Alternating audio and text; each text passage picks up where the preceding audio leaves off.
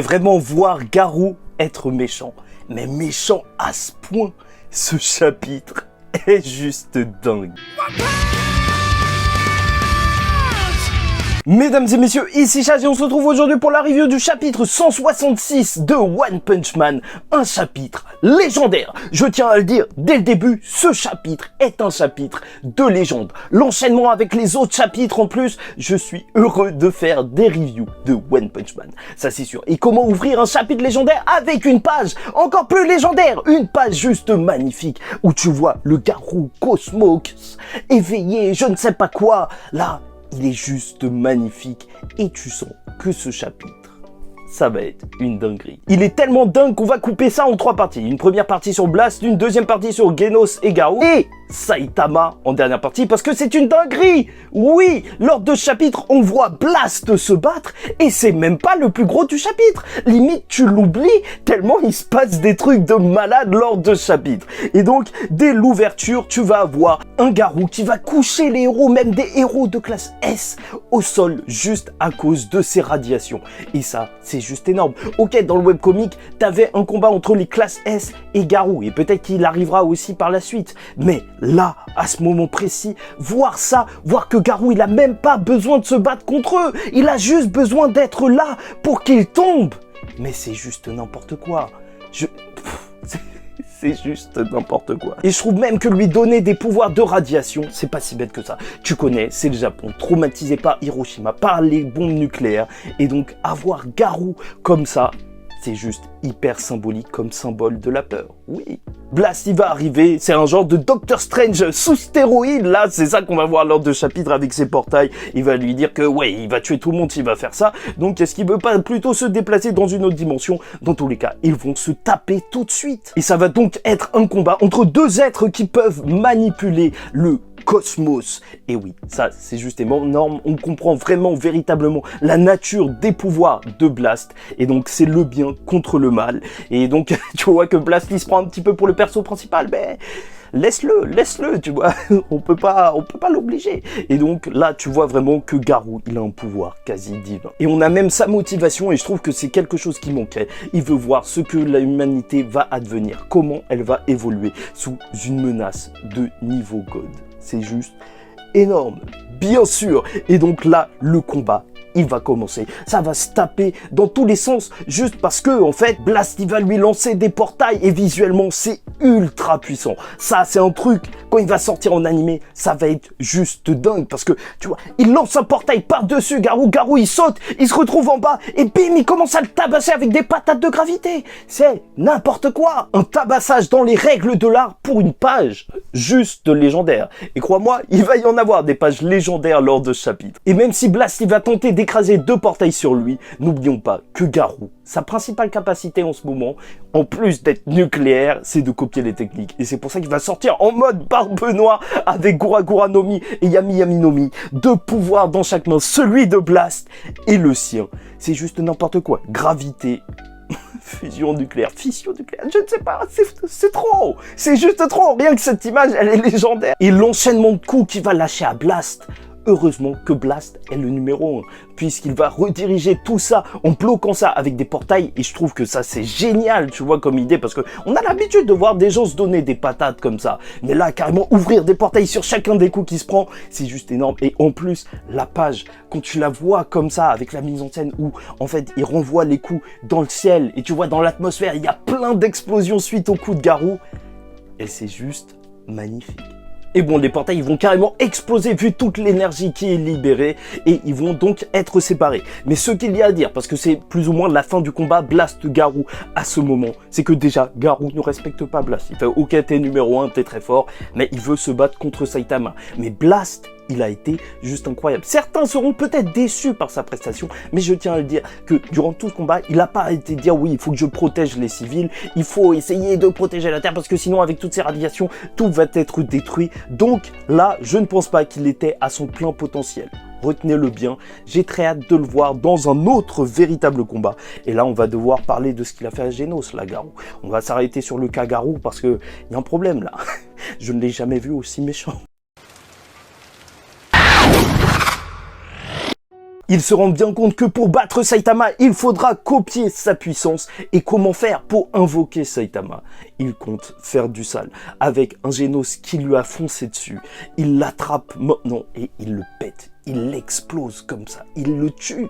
Et franchement, même si Garou, il a toujours dit qu'il voulait devenir le roi des monstres, blablabla, la pire menace, alors juste voir ça, je trouve que limite, ça fait trop, tu vois. Moi, je voulais voir un truc, mais je voulais pas en voir autant, tu vois. Il faut qu'il se calme. Et je me demande si, justement, c'est pas dû au fait qu'il ait été manipulé par, justement, God. Puisqu'au début du chapitre, t'as Banky en parlait, qui disait que, ouais, il doit être quand même un petit peu manipulé. Peut-être qu'il est influencé par ce pouvoir sans être manipulé. Majin Vegeta, je te dis Majin Vegeta. Je pense vraiment que tout n'est pas perdu pour lui. Tu sens vraiment même qu'il a des hésitations lors de ce combat. Il se dit, ouais, tout, non, le mal absolu, il a besoin de personne. Enfin, tu vois, s'il le pensait vraiment, est-ce qu'il aurait besoin d'en parler à lui-même? Il se dit que oui et tout, il y a des gens qui vont devoir vivre loin, c'est aussi pour le bien du petit, tu vois, il essaye de se rassurer. Donc, pour moi, Garou, il reste encore un personnage admirable. Ouais, je veux le revoir par la suite, c'est pour ça, je veux pas qu'il meure, ok? D'ailleurs, je trouve ça vraiment très fort pour nous montrer que Garou, justement,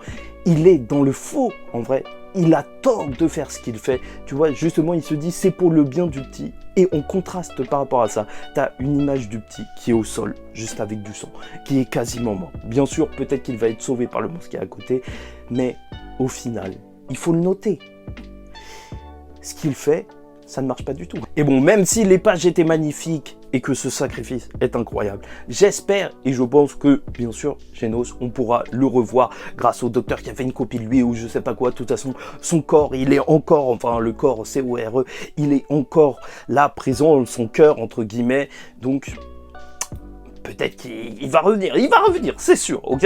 C'est sûr, mais c'est juste que c'est hyper impactant. Et surtout pour Saitama, parce que lui, il peut pas du tout être sûr que Genos, il va revenir. Et c'est pour ça qu'il est temps de parler de l'arrivée de Saitama!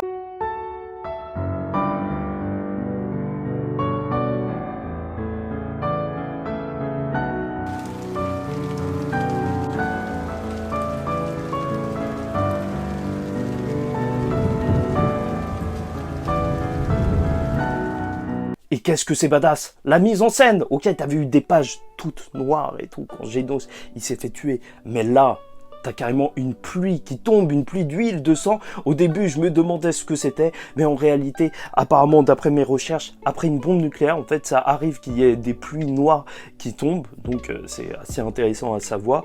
Donc, voilà, peut-être que c'est dû à ça. Dans tous les cas, voir Saitama arriver comme ça, avec son visage... Et ce petit flashback qui augmente le pouvoir de cette scène. Parce que juste passer le flashback où Genos qui lui disait « Oui, t'arrives tout le temps à temps, t'es un vrai héros. » Et lui qui dit « Non, j'arrive trop tard. » Et ça te prend et tu sens qu'il va faire tes dingueries. Et t'es obligé d'avoir des frissons durant la suite des pages où tu vois Saitama avec cette page noire. Et justement, son move, sa technique, qui va arriver, qui va tomber sur Garou, son killer move sérieux, son point sérieux qui arrive sur Garou. T'as la même sensation que Genos lorsqu'il s'était entraîné avec lui quand il lui avait lâché le poing. La mort est imminente pour Garou. Mais Garou ne va pas se défaire, bien sûr, il est là pour copier des capacités. Et alors que tu ne vois même plus le visage de Saitama, parce qu'il est tellement vénère que ça sert à rien, tu vois Garou qui le copie pour justement le combat. Et on verra pas la suite. Blast, il te dit que c'est chaud, là l'univers il va être détruit, la planète va être détruite, c'est beaucoup trop, est-ce qu'il va les téléporter quelque part? Je ne sais pas, mais dans tous les cas, de toute façon, c'était une idée de génie de nous mettre, en fait, Saitama, le personnage qui ne peut pas perdre, le personnage beaucoup trop fort, face à justement un Garou qui copie les capacités. Et donc, se battre plus ou moins contre lui-même. C'est énorme, qu'est-ce que tu veux que je te dise? Et je tiens à vous le dire, mais juste le petit détail du fait que Saitama, il tenait le cœur de Genos, c'est juste magnifique. Franchement, c'est juste incroyable. Tu vois, c'est genre, juste avec cette page, ça résume tout le chapitre. Et bon, pour la comparaison avec le webcomic, déjà, normalement, il n'y a pas Blast. Donc, c'est vrai qu'il y a encore plus de mystère autour du personnage, même après l'affrontement Garou-Saitama.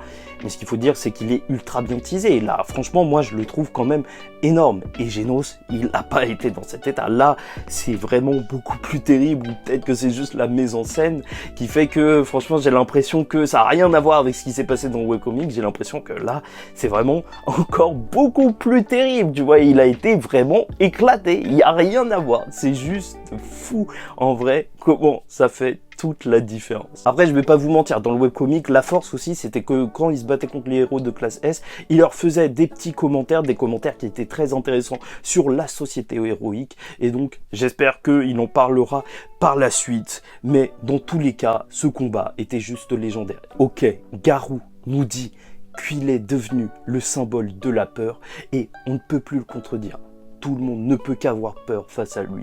Mais même en tant que symbole de la peur, là, Saitama, il va lui faire ressentir la vraie peur. Bon, bref, j'espère que vous avez apprécié la vidéo. Franchement, ce chapitre était dingue. Même si, justement, Murata et One, ils ont retravaillé les chapitres et que ça allait dans une autre direction alors qu'ils étaient assis et ils allaient se parler. Franchement, au début, j'étais déçu, hein, je vous dis la vérité. Moi, quand je lis un truc, je suis à fond dedans. Donc, si tu me dis, en fait, ça n'existe pas, ça me fait un petit peu mal au cœur. Même s'il y a la théorie comme quoi, en fait, il y a plusieurs univers parallèles. Ok, avec Blast et tout, mais dans tous les cas, là, vu ce qu'il nous a lâché, là, One, c'est... ça le fait, tu vois. Amplement. Il avait raison de tout refaire. Parce que là, je suis extrêmement bien. Je pense sincèrement que c'est le meilleur chapitre de One Punch Man que j'ai jamais lu. N'hésitez pas à me dire ce que vous en pensez en commentaire. Certes, il n'y avait pas d'humour, mais justement, arrivé au chapitre 166, quand même quelque chose d'énorme. Plein de chapitres pour en arriver là. Un chapitre totalement sérieux, totalement flippant. C'est incroyable. Bon, likez ou dislikez la vidéo si ça ne vous a pas plu. Commentez, donnez-moi votre avis en commentaire et abonnez-vous si vous n'êtes pas abonné parce qu'on parle de One Punch Man ici. Et en attendant la suite, je vous dis ciao tout le monde, faites très attention à vous et surtout, paix sur vous.